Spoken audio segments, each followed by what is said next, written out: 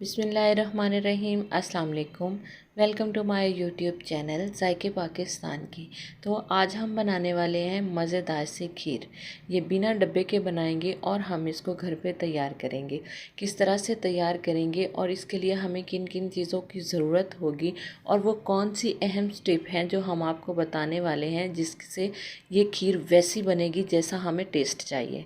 तो video start करने से पहले हमारे चैनल को लाइक, सब्सक्राइब और बेल आइकन को दबाना मत भूलिएगा। तो वीडियो को स्टार्ट करते हैं और देखते हैं कि हम इसको किस तरह से तैयार करते हैं और इसके लिए हमें किन किन चीज़ों की ज़रूरत होगी और वो टेस्ट जो हमें चाहिए है वो हम किस तरह से ले सकते हैं। झटपट में ये खीर बिल्कुल भी नहीं बनाने वाले, बहुत ही आहिस्ता आहिस्ता हम इस खीर को बनाने वाले हैं। तो सबसे पहले तो हमने दूध ले लिया है। ये हमने दूध लिया है 2 लीटर। ये फुल फैट दूध है। इसमें हमने डब्बे वाला नहीं है बल्कि जो खुला दूध आता है वही है। इसमें 3 से 4 अदद हमने इलायची तोड़ के इस तरह से डाल देनी है, जिस तरह से हमारे घरों में खीर बनती है। तो इसको रख देंगे चूल्हे पे। दूसरी साइड पे हम जो है चावल उसको पीस लेंगे। 3 से 4 चम्मच हम चावल लेंगे, जिसको मैंने आधा घंटा या कि 1 घंटा पहले आप भिगो के रख सकते हैं। इसको हम कर लेंगे ग्राइंड थोड़ा सा पानी डाल के। तो ग्राइंड कितना करना है वो भी हम आपको बताते हैं। तो इसको हमने इतना सा ग्राइंड करना है, बिल्कुल दरदरा सा, इस तरह से। हमने इसको फाइन पाउडर नहीं बनाना। तो दूध जो है उसको भी हमने कंटिन्यू चलाते रहना है, उसमें मलाई नहीं आनी चाहिए। तो ये जो हमने चावल पीस लिए हैं वो हम इसके अंदर डाल देंगे और थोड़ा सा दूध डाल के मिक्सी को एक दफ़ा मिक्सी भी अंदर दोबारा से डाल देंगे ताकि कोई चावल लगा हो तो वो चला जाए। और इसको हमने आहिस्ता ही चलाते रहना है। हल्की आंच पे हमने इसको पकाना है और कंटिन्यू इसको चलाते रहना है। हमने बिल्कुल भी ब्रेक नहीं लगानी। इस तरह से गुठली आए तो हमने इसको चम्मच की मदद से तोड़ देना है, सेम इस तरह से,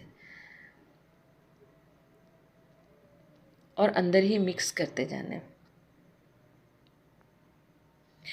हल्की आंच पे पकाएंगे, ज़्यादा हम इसको हाई फ्लेम पे नहीं पकाएंगे, क्योंकि हल्की आंच पे जो खीर पकती है उसका जो टेस्ट होता है वो वाला तेज़ आंच पे खीर बिल्कुल भी टेस्ट नहीं देती।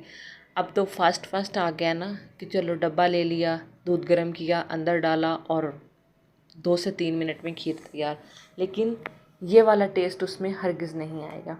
इसको हमने आहिस्ता आहिस्ता पकाना है, बिल्कुल लो फ्लेम पे। तो इसको पकते हुए कम से कम 2 से 3 घंटे लग सकते हैं। हमने इतनी हल्की आंच पे इसको तैयार करना है।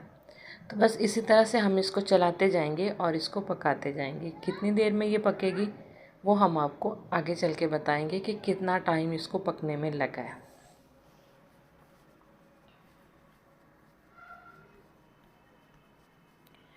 तो कुछ इस तरह से ये तैयार हो चुकी है।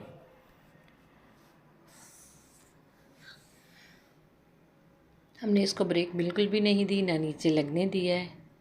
तो जब भी मीठा तैयार करें तो उसमें हल्का नमक ज़रूर डालें, क्योंकि ये मीठे को बैलेंस रखता है।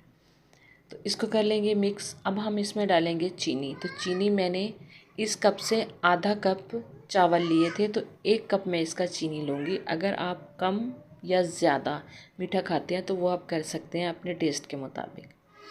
तो अभी हम इसको और पकाएंगे जब तक ये इस तरह से गाढ़ी नहीं हो जाए। तो इतनी थिकनेस हमें चाहिए। इसको हमने चूल्हा बंद कर देना है और इसको उतार लेना है नीचे। पानी में रख के हम इसको ठंडा करेंगे, लेकिन अभी भी हम इसको कंटिन्यू चलाते हुए ठंडा करेंगे। इसके ऊपर जो मोटी तह आ जाती है, जिस तरह से मलाई की होती है, वो नहीं आनी चाहिए। जैसे ही ठंडी हुई है हमने इसको बाउल में डाल लिया है और इसकी करेंगे गार्निश। तो गार्निश हमने इस तरह से करनी है। मेरे बच्चे इसमें नहीं खाते, मैंने इसलिए इसमें नट्स वगैरह नहीं डाले। आपको पसंद हो तो आप डाल सकते हैं जब चीनी ऐड करें। तो कुछ कटे हुए बादाम ले लिए हैं, कुछ हमने साबुत ले लिए हैं। अब इसकी इस तरह से गार्निश कर देंगे। तो कुछ इस तरह से हमने तैयार कर ली है, इसकी गार्निश कर ली है। आप अपनी मर्ज़ी से इसको डेकोरेट कर सकते हैं जिस तरह से आपको पसंद हो। तो खीर जो है वो हमारी बिल्कुल तैयार हो चुकी है। हमने मिट्टी के बर्तन में भी डाली है, क्योंकि सबसे ज़्यादा ये मिट्टी के बर्तन में अच्छी लगती है और ठंडी भी जल्दी होती है। तो आप भी इसी तरह से इसको तैयार करें, कम चीज़ें तैयार करें, अच्छी चीज़ें तैयार करें, तो फैमिली के साथ एंजॉय करें। तो उम्मीद करते हैं कि हमारी आज की वीडियो भी आपको ज़रूर पसंद आई होगी। अगर पसंद आई है तो इसे लाइक और शेयर ज़रूर कर देना और सब्सक्राइब भी कर देना। तो नई वीडियो तक हमें दीजिए इजाज़त। अल्लाह हाफ़िज़। अस्सलाम वालेकुम।